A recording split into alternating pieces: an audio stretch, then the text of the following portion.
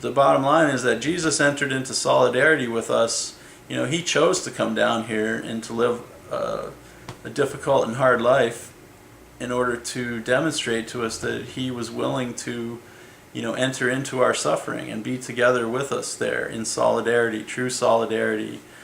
And in the same way as Christians, we are called to do that for others, to enter into the misery and suffering of their life in a unique and particular way, according to our gifts and our abilities, to walk with others and to help them carry their cross. And, like Simon of Cyrene, in that beautiful depiction of him in the Passion of the Christ movie, which came out, a number of years back. At first, he was not willing to be associated publicly with this guy, Jesus, who was a criminal. He didn't know much about him. He, in the depiction, he was like, who's this guy, this criminal? And they're asking me to carry his cross, and, what did he do? He's like, well, I'll do it because I'm afraid of being punished by you, the Romans, but I just want to let everyone know that I have nothing to do with this guy. I'm not associated with him in any way, shape, or form.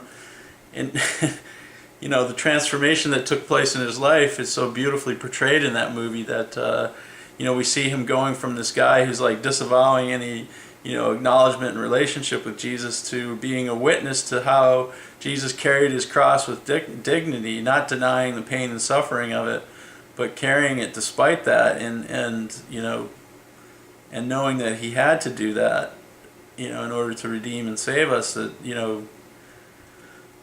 Simon of Cyrene became a witness to Jesus' life, through the way that he carried the cross. He didn't run away from it. So if a Christian is trying to avoid carrying the cross and running away from carrying the crosses in their life, they are depriving other people who are out there suffering from, they're depriving other people through their lack of acceptance of that as a witness to them and how to carry the cross.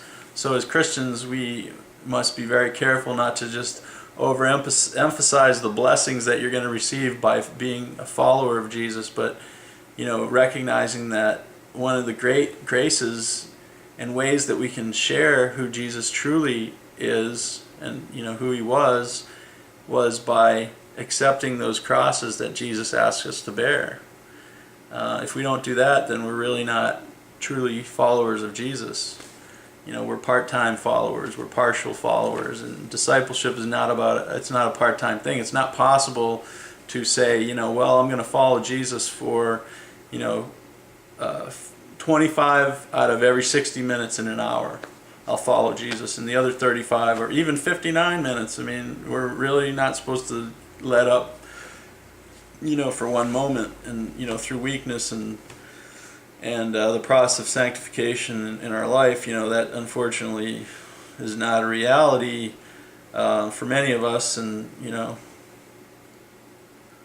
we have moments when we let Jesus down, and in letting him down, we're actually letting our brothers and sisters in Christ down, who we are responsible for sharing the full message of the gospel with.